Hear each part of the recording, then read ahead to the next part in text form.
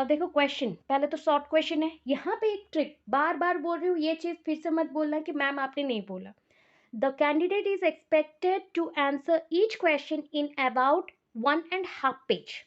आपको जो exam seat मिलेगा उसमें 25 लाइन्स होते हैं, 25 लाइन्स, और नेक्स्ट पेज का एटलीस्ट 20 लाइन्स सोच लो, ठीक है। 45 लाइन्स, तो 45 मत लिखना, 2 पेज पूरा लिख के आना विद डायग्राम्स, ठीक है। और अगर आपके पेजेस बच रहे, 2.5 पेजेस लिख सकते हो, हैंड राइटिंग के ऊपर डिपेंड करता है।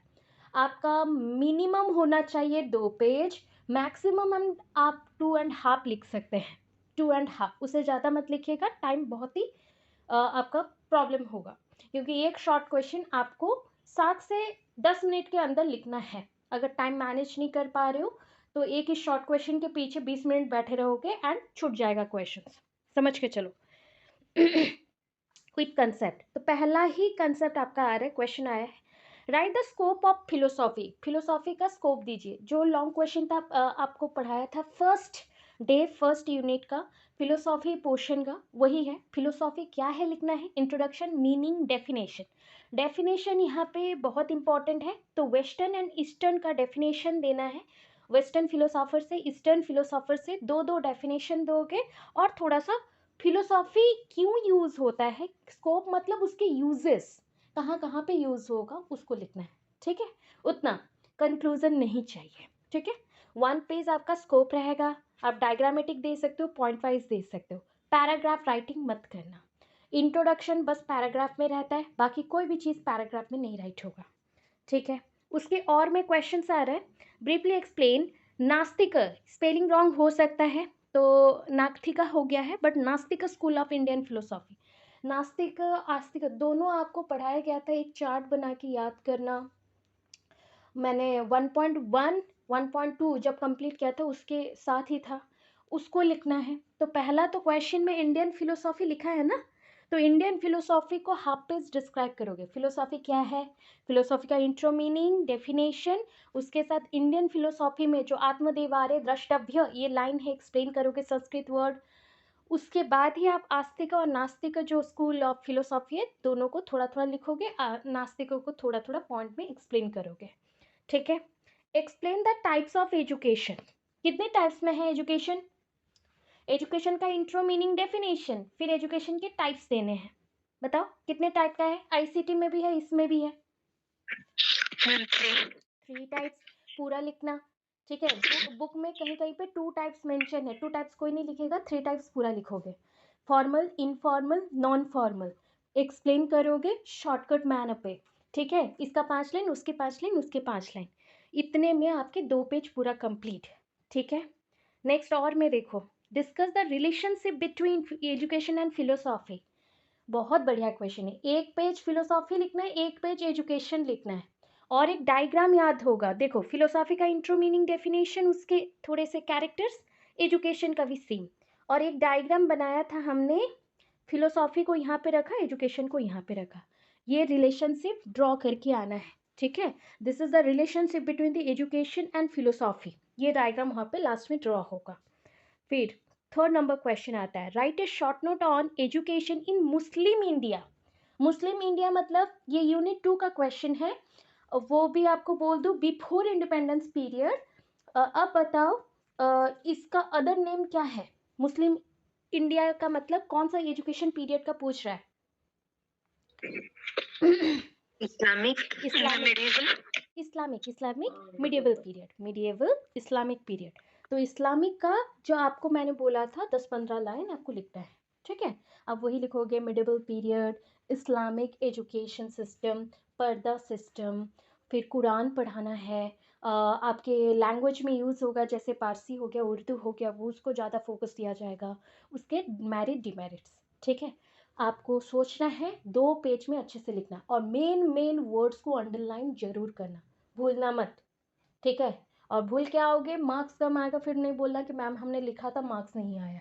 पूरा A to Z आप ये से करके आओगे, ठीक है। देखो मुस्लिम इंडिया का आया, उसके बाद ही आ गया मैक्लेमिनेट्स। बहुत अच्छे से एक एक को मैंने बोला था शॉर्ट के अकॉर्डिंग प्रिपेयर करिए, शॉर्ट के अकॉर्डिंग, बट कुछ कुछ क्वेश्चंस हैं लॉन्ग में भी आने के चांसेस हैं, वो भी आज बताऊंगी। Write briefly about Macaulay minute. Macaulay minute याद है? मैकिलिमिनेट कब आया था? मुझे बस इतना बता दो। प्रिपरेशन कर रहे हो ना? और 15 दिन है, बताओ। 135 135 कब आया था? 1835 1835। मैकिलिमिनेट है 1835। मुझे और कोई बोल सकता है? पूरा इसका स्टोरी बताया था कि मैकिलिमिनेट अगर 1835 में आए थे और उसी के साइमल्टेनियस पॉइंट पे कौन आया था? उनसे पहले आया था, एक रिपोर्ट आया था जो बुक में आपका गिवन नहीं है बट मैंने लिखवाया है, याद है? जो इंडिया के फेवर में थे, जो पर्सन इंडिया के फेवर में थे, बट ये इंडिया के फेवर में नहीं थे, ये ब्रिटिश इंडिया के। हाँ बोले। Adams Adams report. Adams report. Adams report. Adams report. Okay. Adams report. Adam आए थे 27 ईयर्स एगो 1835 से। ठीक है, हिंट के लिए लिख के रखो सब। 1835 से 27 ईयर्स एगो एडम्स इंडिया में आए और उन्होंने इंस्पेक्ट किया और इन्वेस्टिगेशन किया टोटल एजुकेशन सिस्टम को। And after that total education system को इन्वेस्टिगेट करने के बाद 3 प्रोसेस के थ्रू और 3 फेज में उन्होंने अपना रिपोर्ट दिया, याद होगा।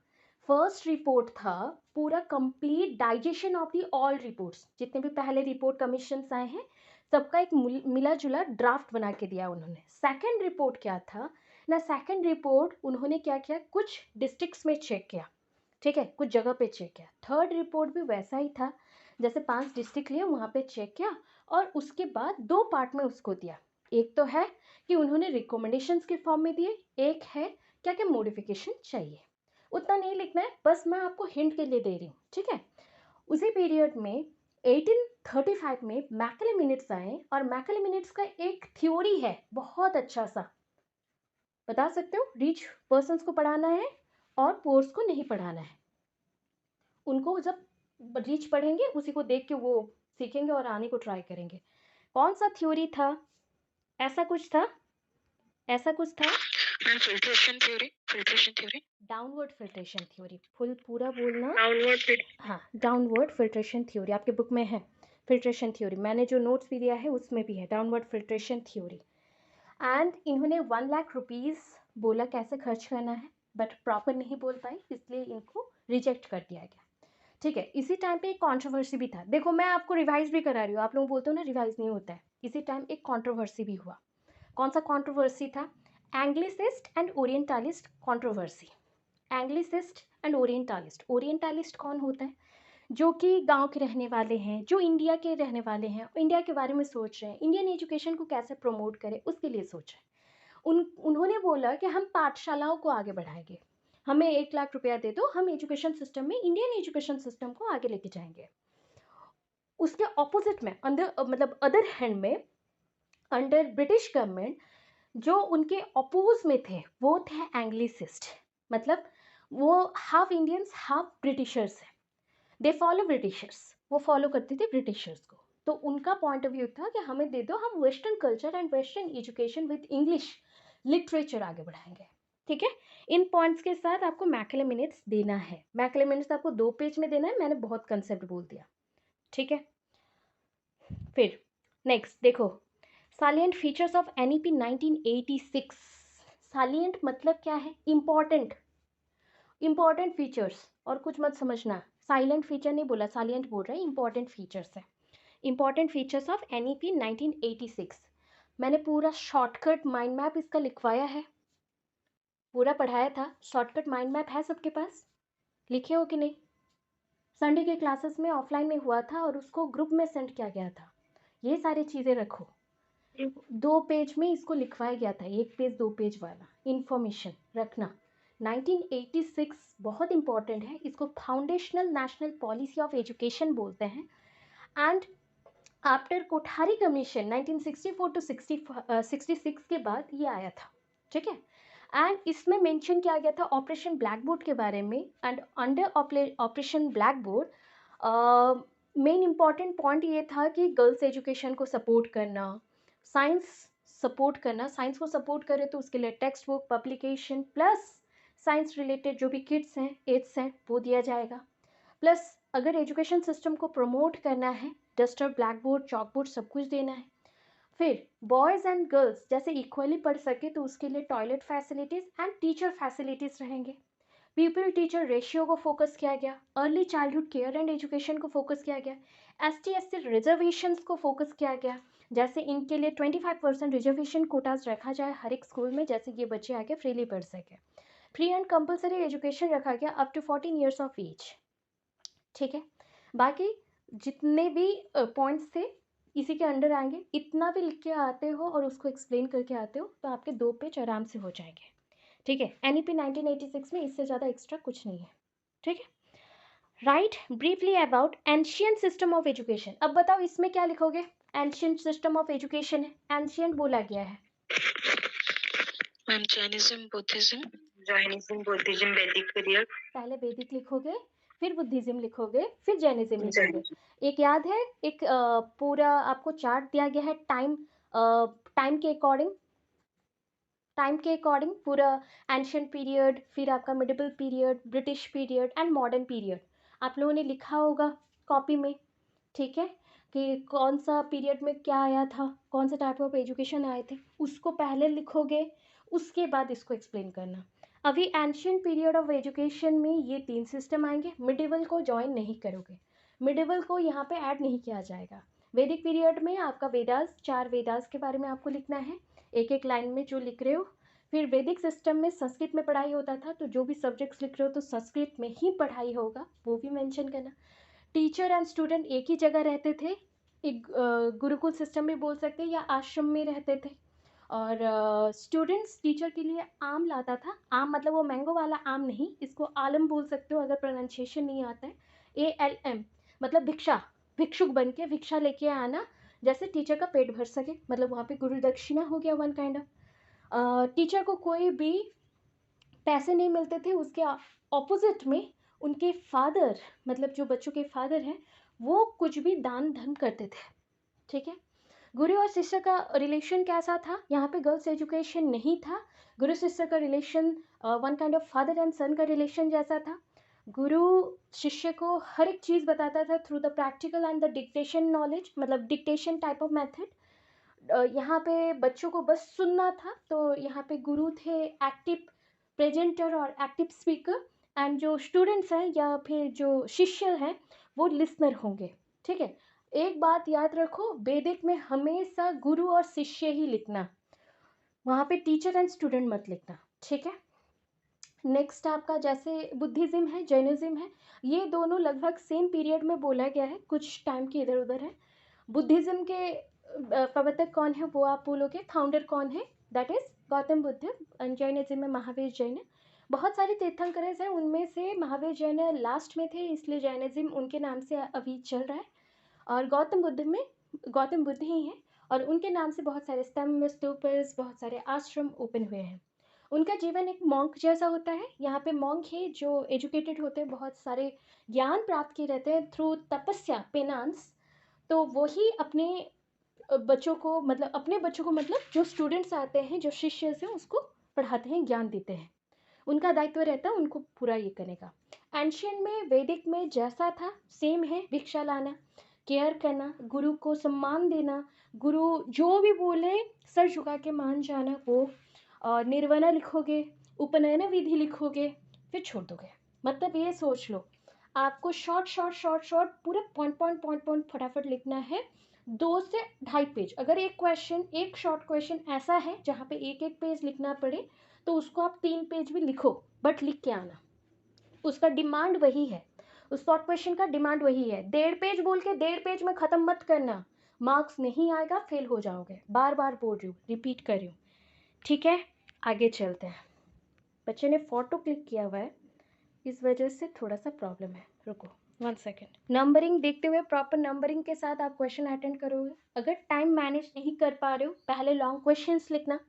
एक long question 6 to 7 page, hardly 7 page किसी का होता है तो ठीक है, नहीं तो छोड़ देना, 6 पेजेस तक लास्ट करना। लॉन्ग क्वेश्चंस में कंक्लूजन जरूर लिखना है, इंट्रो, मीनिंग, डेफिनेशन, सारे हेडिंग्स देना। सिर्फ ऐसा नहीं कोई बुक में जैसे इंट्रो होता है तो इंट्रो का पैराग्राफ, ऐसा नहीं। इंट्रो हेडिंग लिख के फिर इंट्रो लिखो, डेफिनेशन हेडिंग लिख के फिर डेफिनेशन लिखो, मीनिंग हेडिंग लिख के फिर मीनिंग लिखो, कंसेप्ट हेडिंग लिख के कंसेप्ट लिखो, कैरेक्टरिस्टिक्स लिखो, नीड लिखो, स्कोप लिखो। हेडिंग्स में मार्क्स है, अंडरलाइन करना। ब्लैक पेन से हेडिंग ब्लू पेन से लिखना है। अगर कोई बच्चा चाहता है रिवर्स करना, वो भी पॉसिबल है। ब्लू पेन से हेडिंग ब्लैक पेन से लिखना है, ठीक है, चलेगा। अब बोलोगे मैम कोई और पेन यूज कर सकते हैं? हाँ, ब्लू के जो भी शेड्स यूज करना चाहो कर सकते हो। जैसे ब्लू का पर्पल हो सकता है, जिंक पेन हो सकता है। जैसे मेरे हाथों में बहुत फ्लो होता है जब मैं जेल पेन यूज करती हूँ, ठीक है। जेल का एक ही रिस्क है, अगर आपके हाथों में बहुत पसीना है तो स्वेटिंग होता है तो वो फैल जाएगा, ठीक है। अगर पानी गिर गया तो फैल जाएगा, अदरवाइज आपको कोई प्रॉब्लम नहीं होता, फ्लो बहुत ज़्यादा होता है, ठीक है। तो आपके कंफर्टेबल में पेन यूज़ करना। एंड जेल पेन एक एग्ज़ाम मैक्सिमम, मतलब एक पेन ख़त्म हो जाता है जेल पेन का। तो जो भी बच्चे यूज़ करें, यूज़ एंड थ्रो 2 एग्ज़ाम तक चल जाएगा एक पेन। तो उस अकॉर्डिंग 3-4 पेन लेके रखना, ठीक है, ब्लैक ब्लू। चलो आगे चलते हैं। Explain the educational aim of pragmatism. अभी तक नहीं पढ़ाया है, जो अभी चल रहा है, जो पोर्शन में अभी है ना हम लोग पढ़ रहे हैं। कौन से पोर्शन में है? फिलोसॉफी का, बिकॉज आईसीटी बहुत डिफिकल्ट था तो आईसीटी पहले कंप्लीट हुआ। अब फिलोसॉफी में फिर से आए हैं, तो फिलोसॉफी का हम पढ़ रहे हैं, that is western and eastern philosophy. Eastern का लास्ट में है न्याय योगा, ये योगा तो हो गया होगा। वेदांत चल रहा था, वेदांत एंड न्याय, तो उसको कंप्लीट करने के बाद ही आपका प्रैग्मेटिज्म आ जाएगा। तो मैं आपको बता दूंगी 2-2 पेज वाला कैसे लिखना है, उसको पढ़ के लिखना, ठीक है। देखो मैंने बोला था अगर वेस्टर्न से नहीं आए तो ईस्टर्न से रहेगा, दोनों ही रहेगा। तो यहाँ पे explain the educational aim of pragmatism, उसके और में है explain the Vedanta philosophy of education. Vedanta philosophy of education जो अभी कंटिन्यू कर रहे थे, उपनिषद के बारे में लिख रहे थे, उसमें कितने एलिमेंट्स हैं, वो कैसे कर्मकांड ज्ञान कांड के बारे में लिख रहे थे, सब मेंशन करना है, ठीक है। दोनों में वही है, जो भी क्वेश्चन आता है डायरेक्ट क्वेश्चन अटेंड नहीं करना है। ये बीएड है तो डायरेक्ट क्वेश्चन अटेंड मत करना कि एम ऑफ प्रैग्मेटिज्म मतलब बस एम ही लिखेंगे, नहीं, इंट्रो मीनिंग देना है, उसके बाद ही एम में जाना है, ठीक है। फिर देखो 6 नंबर पे explain the contribution of nationalism to education. अब बोलोगे मैम ये नेशनलिज्म क्या है? एक्चुअली ये नेशनलिज्म नहीं होगा, क्वेश्चन गलत टाइपिंग हुआ है, ये नेचुरलिज्म होगा। नेशनलिज्म आपके पेपर में है ही नहीं, नेचुरलिज्म है। तो अगर ऐसा स्पेलिंग में डाउट आए तो माइंड में रखना कि यूनिट वाइज क्वेश्चन आ रहा है, तो यूनिट में ढूंढो आइडियलिज्म, उसके ऑपोजिट में नेचुरलिज्म आया। तो सोचो ऊपर आ गया है प्रैग्मेटिज्म, नीचे है मतलब नेचुरलिज्म, उसके बाद है आइडियलिज्म। तो एक भी क्वेश्चन को आप स्किप नहीं मार सकते, ठीक है। कम हो ज़्यादा हो, 1.5 पेज 2 पेज हो, पढ़ के जाना पड़ेगा। एज कंपैरिजन में पढ़ोगे तो ज़्यादा याद रहेगा, ठीक है। सो ये दोनों भी आपको मैं बता दूंगी, कंपैरिजन पॉइंट है, ठीक है। अब देखो ये यूनिट 4 का क्वेश्चन है, याद रखना। यूनिट मतलब आपके 6 नंबर पॉइंट तक का जो क्वेश्चन है वो 3rd यूनिट का था। हर एक यूनिट से 4 क्वेश्चन आते हैं शॉर्ट में, ठीक है। हर एक यूनिट से 4 क्वेश्चन आते हैं शॉर्ट में, उसमें आपको 2 अटेंड करना है, 2 नहीं बस। सो देखो जैसे वैल्यूज़ पे आपको मैंने बोला था, वैल्यूज़ के यूनिट से 2 क्वेश्चन है। एक होता है meaning definition of values, concept of values, classification of values, और एक होता है वैल्यू क्राइसिस। मतलब जो जो वैल्यूज आपके लाइफ में इंपॉर्टेंट है वो अगर कमी हो गए तो क्राइसिस हो जाता है। जैसे पैसे की कमी, सो इकोनॉमिक क्राइसिस। अगर मैं किसी और के साथ मिलजुल के नहीं रह पा रहा हूँ, सोशल क्राइसिस। अगर मैं हैप्पी नहीं रह पा रहा हूँ, इमोशनल क्राइसिस, ठीक है। सो ये सारे वैल्यूज थे, उसके क्राइसिस। तो ये दोनों ही इंपॉर्टेंट है, 2 लॉन्ग क्वेश्चन के पार्ट भी हैं और दोनों ही शॉर्ट में भी आएंगे। चलो 8A में है, what are the approaches to inculcate values. देखा ना ऊपर जो पढ़ा था उसी से रिलेटेड फिर से है। तो आंसर आपको ऐसे दिए जाएंगे जैसे आप दोनों जगह यूज़ कर सको, सेम सेम भी होगा चलेगा। यहाँ पे वैल्यूज़ का इंट्रोडक्शन, मीनिंग, टाइप्स, थोड़ा थोड़ा, और कैसे बच्चों को डालें ना, स्कूल के थ्रू, सोशल एक्टिविटीज़ के थ्रू, बच्चों को डिफरेंट एक्टिविटीज़ के थ्रू या मेथड्स के थ्रू, प्रोग्राम्स के थ्रू, टीवी रिकॉर्डिंग्स, कुछ के थ्रू हम बच्चों के अंदर वैल्यूज़ डाल सकते हैं। देखो क्लासिफिकेशन ऑफ वैल्यूज़, तो ऊपर का जो 7A में क्वेश्चन था और ये सेम है, ठीक है। 9th में आ रहा है आपका लास्ट यूनिट से question, explain the competencies required for a teacher, ठीक है। अब क्वेश्चन बस पढ़ रही हूँ क्योंकि आंसर एक ही है। How to teacher can create knowledge, कैसे बच्चों के अंदर टीचर, एक शिक्षक ज्ञान ला सकता है, ज्ञान भर सकता है, और कैसे टीचर अपने एक्टिविटीज़ को बहुत अच्छे से परफॉर्म करता है। ठीक है, टीचर्स का रोल। अब चलते हैं आगे। वेट, दिस वन, जैसे कि देख सकते हो, teacher as a nation builder. ठीक है, teacher as a nation builder, same है answer. Write about the professional ethics of a teacher. मैं इसको 7 से 8 पेज का एक नोट्स आपको लिखवाऊंगी। एक यूनिट का नोट 7 से 8 पेज का रहेगा। उसको, उसमें जो भी क्वेश्चन आए शॉर्ट शॉर्ट करके आपको अटेंड करना है। जैसे टीचर कौन होते हैं, टीचिंग कैसे देना रहता है, उनके रोल क्या होते हैं, यही लिखना है। ये जो जितने भी क्वेश्चंस आए हैं आंसर सेम है उनका। ठीक है, अब देखो पार्ट बी में लॉन्ग क्वेश्चन आता है। ऊपर लिखा गया है लॉन्ग क्वेश्चन में कि 4 पेज और 80 लाइंस में लिखना है, बट जितने बच्चे 4 पेज लिख के आते हैं वो फेल हो जाते हैं।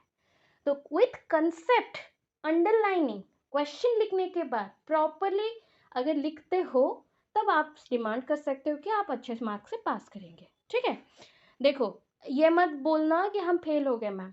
अगर एक पेपर का डिमांड है फिलोसॉफी तो वहाँ पे आप चाइल्ड पर्सपेक्टिव नहीं लिख सकते, बार बार समझा रही हूँ।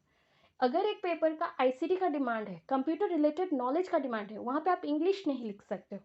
समझो पॉइंट को, जो उसका डिमांड है उतना अगर फुलफिल करोगे विथ प्रॉपर पेजेस देन आपको मार्क्स मिलेंगे। अगर थोड़ा भी आंसर अच्छा नहीं लगा तो वो बैक पेपर्स में जाता है, समझ के।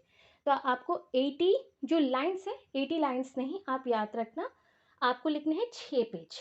ठीक है, आपको देखना भी नहीं है पेपर, जो मानने वाला बच्चे हैं वो मान के चले पूरा 6 पेज आपको लिखना है। ठीक है, सो पहला क्वेश्चन देखो, मौलाना अब्दुल कलाम आज़ाद आया है। ठीक है, क्रिटिकली रिव्यू एंड एक्सप्लेन मौलाना अब्दुल कलाम आज़ाद, उनके बारे में आया। बोलोगे मैम याद नहीं है, छोड़ देना, उसके और में बहुत अच्छा क्वेश्चन है, ये तो आप कर ही सकते हो। Ancient period and modern period of education कैसा था, इसको कंपेयर करना है। कंपेयर मतलब ऑलवेज कंपेयर ना, डिफरेंस के साथ नहीं किया जाता। कंपेयर मतलब लिखने से भी हो जाएगा। ठीक है, एंशियंट में पूरा आपको बोला गया, मॉडर्न में आपको पूरा बोला गया। अब सोचो, एंशियंट एंड मॉडर्न बोला गया है तो यूनिट 2 का before independence and after independence, before independence में अप टू बुद्धिज्म जैनिज्म तक, एंड आफ्टर इंडिपेंडेंस का पूरा एजुकेशन सिस्टम लिखना पड़ेगा। इसलिए हर एक चीज़ का आपके पास नॉलेज होना चाहिए, हर एक कमेटी का, कमीशंस का, ये चीज़ को आप याद रखो। अगर क्वेश्चन नहीं समझ के आंसर लिख के आओगे फेल करोगे। यहाँ पे अगर बिफोर इंडिपेंडेंस का लिख के ख़त्म कर दिया तो वो आपका मार्क्स नहीं आएगा। आपको लिखना है अप टू वैदिक, बुद्धिज्म, जैनिज्म, और उसके बाद आफ्टर इंडिपेंडेंस का पूरा कंसेप्ट। धीरे धीरे छोटा छोटा छोटा छोटा, 1 पेज भी नहीं, हाफ हाफ पेज पूरे हेडिंग्स के साथ लिखने हैं। ठीक है, हाफ पेज। उस टाइम पे अगर पॉइंट वाइज पैराग्राफ ना लिख के छोटा छोटा करके 4-5 लाइन हर एक कंसेप्ट से, हर एक कमिटी से, कमीशन से या पॉलिसी से 4-5 लाइन भी लिख देते हो तो इनफ है, क्योंकि 6 पेज में इंफॉर्मेशन कंप्लीट नहीं हो सकता जितना था बुक में। ठीक है, अब देखो प्रैग्मेटिज्म ऊपर आया था ना। ठीक है, बोलो मैम आपको इसमें आपने बोला था शॉर्ट में अटेंड करने को। हाँ, शॉर्ट में कर लो, पढ़ना नहीं है लॉन्ग के लिए। क्यों, उसके और में हमें क्वेश्चन मिलेगा जो कि आपको आता है। रविंद्रनाथ टैगोर पूरा पढ़ाया है, रविंद्रनाथ टैगोर जी का पूरा कॉन्सेप्ट दिया है, जैसे लिखना है वैसे लिखो। ठीक है, 6 पेज का पूरा चाहिए। सो ये था एएनयू बच्चों का 2024 का क्वेश्चन पेपर, जो कि अभी आप एग्ज़ाम दोगे तो ये 2025 होगा।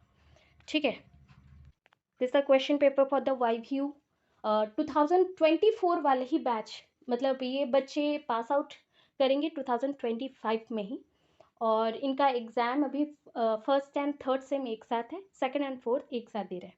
तो उस वजह से अभी जो एग्ज़ाम हुआ तो उसमें देखो आपको लिखना है क्या, देखो पहला, क्या हमने ये क्वेश्चन को रिलेशनशिप पॉइंट ऑफ व्यू में देखा है। देखो, philosophy and education are both sides of single coin, explain. ये क्वेश्चन वाईव्यू एएनयू में क्या आया था, फिलोसॉफी एंड एजुकेशन का रिलेशनशिप क्या है, आया था, राइट। वही सेम क्वेश्चन है। देखो Yes, ma'am. सेम स्टार्टिंग वाला जो स्कोप ऑफ फिलोसॉफी था वो क्वेश्चन नेचर ऑफ फिलोसॉफी में है। क्वेश्चन सेम है, बस पैटर्न चेंज करेगा, पैटर्न नहीं मतलब थोड़े वर्ड्स चेंज करेंगे, उसको हम पैटर्न बोल रहे हैं यहाँ पे, ठीक है। What are the functions of education, function मतलब कैसे यूजेस होते हैं, तो यहाँ पे भी आपको टाइप्स पहले लिखने पड़ेंगे, उसके बाद उसका यूज लिखना पड़ेगा कि कैसे यूज होते हैं, क्योंकि सबका यूज अलग है, ठीक है। फिर देखो concept of the meaning of philosophy, फिर से सेम क्वेश्चन, इसमें जो लिखा था ना इसमें सेम ही लिखना है, फिलोसॉफी का इंट्रो, मीनिंग, डेफिनेशन, और उसके डेफिनेशन चार्ट देना है, दो वेस्टर्न से ईस्टर्न से, संस्कृत वाला आत्मदेवारे द्रष्टव्य, ये लाइन पूरा लिखना है। फिर फिलोसॉफी का कंसेप्ट लिखना है, मीनिंग आपका philosophia, philos plus sophia, that is love of wisdom, love of knowledge, ठीक है। उतना लिखने के बाद फिलोसॉफी का मतलब क्या है वो लिखोगे पूरा, उसके यूजेस, ठीक है। फिर थर्ड में आया what are the various types of education, देखो वहाँ पे भी आया था यहाँ पे भी आया, इसलिए आपको कोई भी क्वेश्चन पेपर मिले उसको प्रैक्टिस करना है। देखो ये 2024 का एग्जाम में अगस्त में आपके एएनयू बच्चे अटेंड किए थे, वाईवीयू बच्चे अब अटेंड कर रहे हैं, क्वेश्चन स्किप करने से कर पाएंगे नहीं, तो प्रीवियस ईयर का मत सोचो, जो क्वेश्चंस आ रहा है आपको बोला गया है, मैंने सिलेक्टिव्स करके दिया है, पढ़ते जाओ, करते जाओ प्रैक्टिस। ये संडे अगर कोई लिख के दिखाना चाहता है तो लिख दो, बिकॉज फ़ोन में ना बहुत मुश्किल हो रहा है, आप लोग पिक्चर्स जब सेंड करते हो ना तो उसको रीड करना बहुत मुश्किल हो रहा है, पीडीएफ दोगे तो मैं रीड करके देख लूँगी, बट प्लीज़ आप लोग पिक्चर्स मत देना, ठीक है। पिक्चर्स पूरे स्टोर हो जाते हैं गैलरी में और पूरा फ़ोन हैंग होना शुरू करता है, मत देना, ठीक है। पीडीएफ के फॉर्मेट पे दे सकते हो, या फिर राउरकेला में जो बच्चे हैं मुझे चेक करवा देना, ठीक है, direct. What are the various types of education, 3 type के हैं, पूरे लिखने हैं। फिर देखो यहाँ पे भी इस्लामिक ही आया है, देख रहे हो, इस्लामिक आया है सेम। फिर 4A में देखो explain the contribution of doctor B R Ambedkar, B R Ambedkar ji का पूरा एजुकेशनल पॉइंट ऑफ व्यू जो कंट्रीब्यूशन था पूरा लिखना है, ठीक है। पूरा मतलब 2 पेज में जितना अटरा है, जो ऑरोविली ओपन होगा, ठीक है, हाँ ऑरोविली ओपन होगा वैसा, अरे बी आर अम्बेडकर है ना, मैं औरविंद का बोल रही हूँ, sorry, B R Ambedkar ji का कंट्रीब्यूशन एजुकेशन सिस्टम में आपको लिखना है। So B R Ambedkar ji education systems में जो कि कॉन्स्टिट्यूशन फॉर्मेशन में हेल्प किए थे, उसके बेसिस में कैसे एसटीएससी डेवलपमेंट, कोटास बेस्ड और एजुकेशन में प्रमोशंस करने के लिए क्या क्या करना है, ठीक है, उतना लिखना है। अगर वो नहीं आता है, देखो फिर से रिपीट हुआ है question, advantage of ancient period of education, ancient period में वैदिक है, बुद्धिज्म है, जैनिज्म है, उसके यूजेस लिख देना, वही एडवांटेज है, ठीक है। उसका यूजेस लिख देना मतलब कैसे क्या सॉरी, वही एडवांटेज है। चलो बच्चों ने पिक्चर्स दिया हुआ है तो हम नेक्स्ट पिक्चर में जाते हैं। तो यहाँ पे देखो next, explain the educational objectives of idealism, idealism पूरा लिख देना है, वही उसका एजुकेशनल ऑब्जेक्टिव्स होगा, एम होगा, यूजेस होगा सब, ठीक है। देखो प्रैग्मेटिज्म फिर से आया है, आइडियलिज्म प्रैग्मेटिज्म आ गया, महात्मा गांधी जी का कंसेप्ट आया है, एम ऑफ एजुकेशन याद है, प्रिंसिपल हमने पढ़ा था, principles, educational principles and normal principles, और उसके बाद एम पढ़ाया था मैंने आपको, तो सारे एम को लिख देना है। महात्मा गांधी जी का बर्थ पीरियड थोड़ा सा देना 2 लाइन में, और उनके जितने भी एम्स आपको पढ़ाए गए पूरा लिख देना, शॉर्टकट डायग्रामेटिक भी लिख सकते हो। देखो फिर क्या है, ये संख्या लिखा गया है, ये संख्या है, write a short note on Sankhya philosophy, system of philosophy है ना वही, जानते हो इसमें क्या लिखते हैं, इंट्रोडक्शन, कंसेप्ट, खत्म। Explain the methods of teaching according to naturalism, देखो वहाँ पे गलत लिखा था नेशनलिज्म, ये नेचुरलिज्म है, ठीक है, तो हम इसको पढ़ेंगे इसलिए। एक्सप्लेन द कंसेप्ट ऑफ चित्तवृत्ति, तो चित्तवृत्ति आपका योगा के पॉइंट में भी पढ़े थे हमने, सो उसको अच्छे से करोगे तो एक्चुअली टर्म्स याद रखना कहाँ से यूज़ हो रहा है, चित्तवृत्ति अगर बोला तो ये योगा हो गया, कैसे अपने मन को कंट्रोल करना है उसके ऊपर। Right a short note on value crisis, value crisis family में कैसे कैसे होता है, जैसे गरीबी हो गया तो हमारे फैमिली का जो वैल्यू था वो डाउन हो जाएगा, इकोनॉमिक कंडीशन खराब हो गया, सोशल वैल्यू खराब हो गया, वो सारे पॉइंट्स है। What are the approaches inculcated और इनकलकेट वैल्यूज, तो कुछ कुछ अप्रोचेस है जो कि आपको मैं जब पढ़ाऊंगी तो बाई थ्योरी ऐसे ही मुंह में बोलूँगी, उसको लिख के रखना वो नाम को, और उसको ऐड कर देना, क्योंकि बुक में नहीं है कोई भी अप्रोच। देखो यहाँ पे क्लासिफिकेशन भी आ गया, मतलब ऐसा है कि वैल्यू से 3 क्वेश्चन यहाँ पे आ गए। फिर आया आपका 4th क्वेश्चन, तो यहाँ पे है how to inculcate values in present society, वही सेम प्रोसेस है। Explain teacher as a nation builder, ये लॉन्ग हो सकता है, शॉर्ट भी। कंसेप्ट ऑफ अकाउंटेबिलिटी, ये भी यूनिट 5 का ही है। टीचर कैसे अपने काम को अकाउंटेबिलिटी में लेता है, कौन सा काम इम्पोर्टेंट, कौन सा काम इम्पोर्टेंट नहीं है उसको। अब और एक है दिस वन, लास्ट वन। अब देखो लॉन्ग में क्या आया है। Answer the question following internal choice, आपके चॉइस से, मतलब यहाँ पे दो दो के सेट में दिया गया है, आपको चूज करना है। 15 मार्क्स कैरी करता है। पहला है state the major recommendations and listed in the Wood dispatch. देखो अच्छे से, वुड डिस्पैच आ रहा है, ठीक है, कोठारी कमीशन भी आ गया।